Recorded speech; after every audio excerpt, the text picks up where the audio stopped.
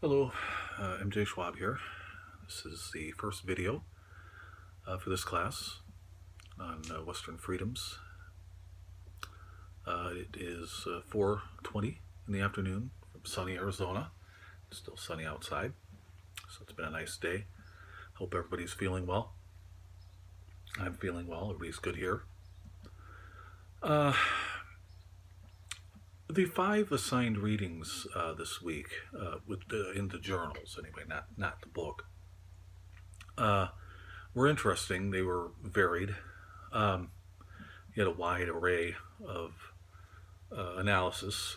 Appia, I believe is how you pronounced the guy's name, Kwame, was interesting. It's a kind of a textbook display on someone who's done their research based off entirely their own worldview, and their biases come to light. He made a lot of points. He doesn't like how indigenous people and Africans were treated by Europeans, and I get that. That's a part of the bad of Western civilization, and that makes sense. But when you're basing your entire research on your own worldview, and that's all, then it kind of falls off pretty quickly. Robert Royal, while I didn't really exactly agree with a lot of what he was saying as well, but I understand where he was coming from. This doesn't explain Western civilization, but it explains how the thought and how the freedoms can start in Greece. And I think he best explained it, that we get our ideas today of political thought and philosophy and art, architecture, and science as well. Although it was ancient science, obviously that's evolved over time. But I thought that was a good analysis of the beginnings of Western civilization, even though it doesn't explain the phrase Western civilization. And let's get something straight right away, I guess. There's two things here. There's the phrase Western civilization and what it all means. Freedom of religion and freedom, just plain freedom of anything. And it's interesting to me that when Kwame Appiah is explaining how he feels about things, and he is using what the ideals of Western freedom and Western civilization are to state them. If he was doing this very thing and not denigrating Christianity, and he was denigrating Islam, he would not have been allowed to do that in any of those countries over there. And so I think that's really kind of the antithesis of what Western freedom is. It's not just religious freedom, but any freedom. And I think that Royal explained that the start of it with Greece, and that everybody falls back on Greece to get their freedoms. Anybody who has had that kind of thought gets it from Greece. And of course, Rome picked it up, and then the Western Christian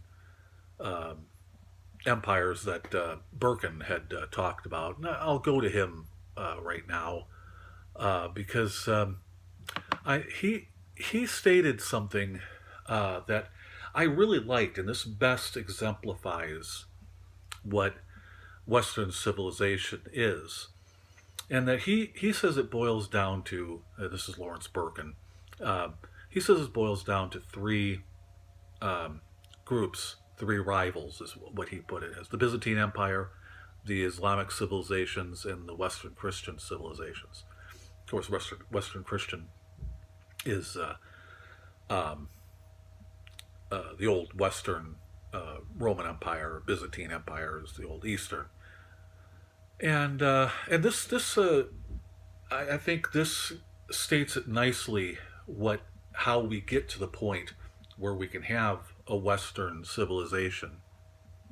And it's interesting that of Berzer's views on it, and I like how he's lamenting the PC culture, something that Kwame came from as well. I think that it all kind of boils down to first, Western civilization is a construct of modern times. It came about in the 19th century. It was really pushed in the 20th century to promote not just Western exceptionalism, but American exceptionalism. But the Western civilization, the ideology, that remains, and that's true, and that's what gives us our freedoms today. And I think the best way to knock our own biases out, like Kwame did, he had his biases that shown forth, is to bring science into it. And I'm not talking about, biological sciences or something like that, but the sciences of history, as I like to call them, geography, archaeology, things like that, things that historians can use to prove things, to prove their research, other than just primary sources. They can use natural sources um, and the natural landscape as well. And that's why I like geography, to explain it all. Um, a really good book on this is by Harm Deblij, Harmdeblij. He wrote a book called The Power of Place, and he explains civilization very well. And this works everywhere in civilization. He says that you have three groups throughout history, anywhere. You can place them anywhere: locals, mobiles, and globals. And I've used this to prove certain things that I've written in the past as well. The locals are self explanatory, the people that are there.